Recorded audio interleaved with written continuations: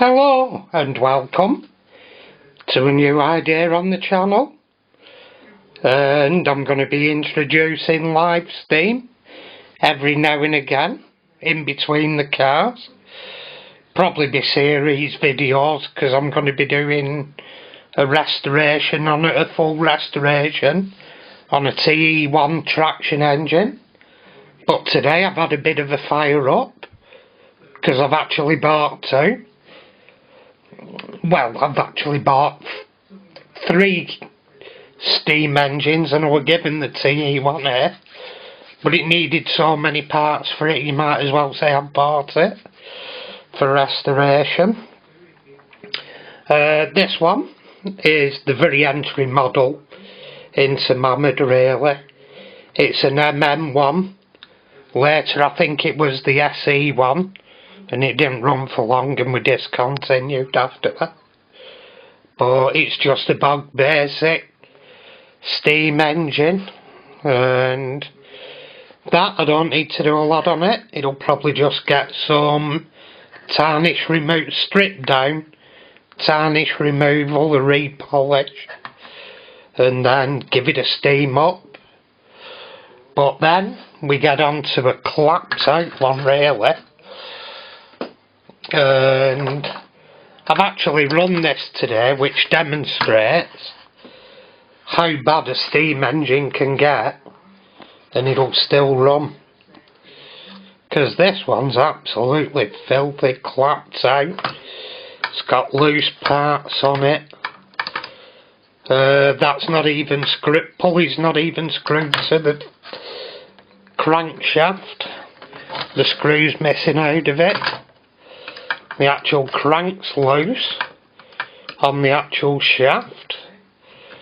God knows what a piston's like, but there's probably some, it looks to be some play in that. Which, just throw it up there. And then, go, wait a minute, no it's not. There we are, it's playing ball there. Let's have a look. There's actually, well, there's a little bit of play, but not a lot. It's livable with. So that's going to be a restoration after the TE1A traction engine. Good clean up and any repairs needed on it. What we're looking at here is diversity. Oh shit, that's one of them newfangled bloody millennial words, isn't it? Gets right on your nerves. Next you know I'll be bloody gender neutral or whatever. Going up and hugging people in the streets and shit like that. Voting Labour. No, I'm not doing shit like that. Anyway, away with politics. But yeah, it'll make a nice locomotive once done. Well, not locomotive, it's a static engine. And you can actually run workshop items off them, like polishers, grinders. I may actually, at some point, mount it on the board and mount the items on, and I may actually use it to help with restorations. Have a fire up and restore stuff at the same time. Can you imagine polishing a corgi screen on a polishing wheel with this? Hallelujah, or grinding something with it to fit into an Hot Wheels. Should be hysterical. But yeah, it's just something a bit different to fill in between the die casts and make the channel a bit more varied. I mean, obviously it still sticks with die casts, and technically, if you wanted to be fussy, these are all Mazak. The Mazak cast wheels, so the die cast. All the flywheels and everything are die cast. So there is die cast parts on them, so I can still fit within the die cast title. Anyway, without further ado, on to the next. Yeah, this one's steamed up and chugged along. Absolutely glorious today. As I say, it needs bits of paint, touch-ups, and I don't know whether it justifies a full resto, because it's not bad. It's quite a nice little engine, to be honest. But yeah, that's another one. And the star of the vid, the first one I'm going to do, is going to be the TE1A.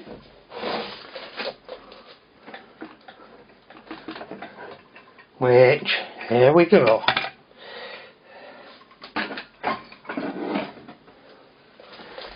This one is a bit down in the dumps. It needs a full repaint, really. The boiler doesn't actually seem to be too bad, but it is chipped at the top around the safety valve. It's chipped where somebody's took the leaf spring out of the front steering and suspension, so it scratched the boiler underneath. I'm still undecided whether I should do the boiler in bare brass or paint it. Basically the chimneys fell off. That'll need soldering or JB welding back on. But it's a full strip down, and anything it needs doing I'm doing, which will involve silver soldering and repairs. I've ordered a new copper firebox instead of the chrome plated steel, because the chrome plated steel burns and rusts, whereas brass won't do that. I can, at worst case scenario, I can take the rivets out, strip it, get it out, clean the brass and then assemble it again. It's only a case of 6 rivets to do that, and a bit of unbolting and stuff, so to tidy it up and clean it. You're always doing stuff like that, maintaining them, but it's got a nice crank and everything. I could have steamed this up today at a pinch, but I didn't bother. Mainly because I want to be stripping this down and assembling it. There's where the piston goes on. Well, piston and cylinder go on. Cylinder mounts there, then piston goes in.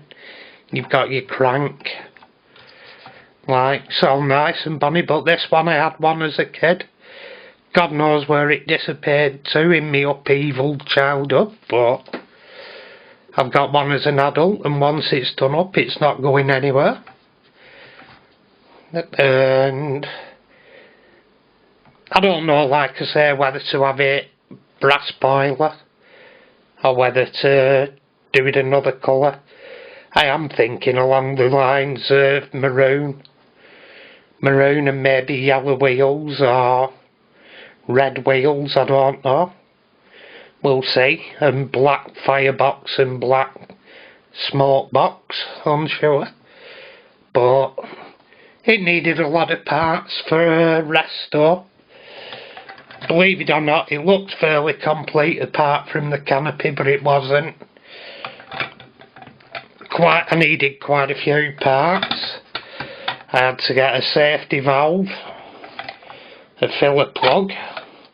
I've got a new whistle in the parts there, I'll show them parts. I've had to get, put that to the side there, and the parts. I've got a new, sorry, I'll bring it back. I've got a new canopy. Yeah, that's how the canopy will go on when it goes on. It screws onto the chimney. It's got a locating screw in the front there. Can't really ultimately tighten it. It is a bit there. Well, that's how it'd be on. Obviously with the chimney down better. But that's how it should look with that on. They look quite bonny. Somebody's resprayed this from new. They've done it dark green. They were all originally creamy white with red decals down the sides here.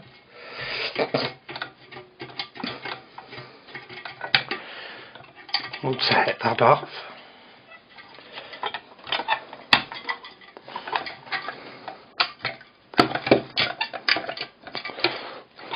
No, tell you what, we'll leave it on for now.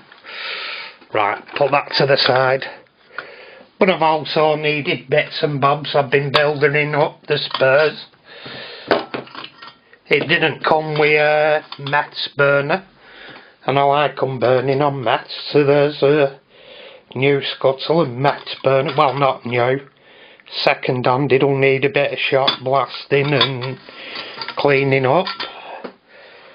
There's a new style of meths burner, but that's for the static engines I've got for a change, burning on meths. You've got your cylinder oil compound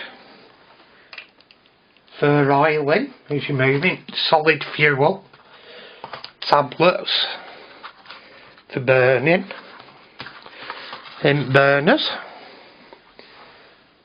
I've already used a couple of them. That's a drive band for the wheels on them, for the driven wheels.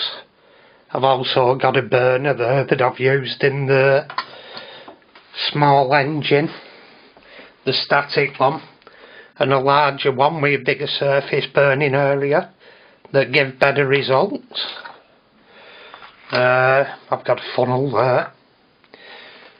The TE1A, the traction engine, needs a replacement pipe, so I've got some replacement pipe ready formed that'll need silver soldering on, so hence I've got silver solder and a torch.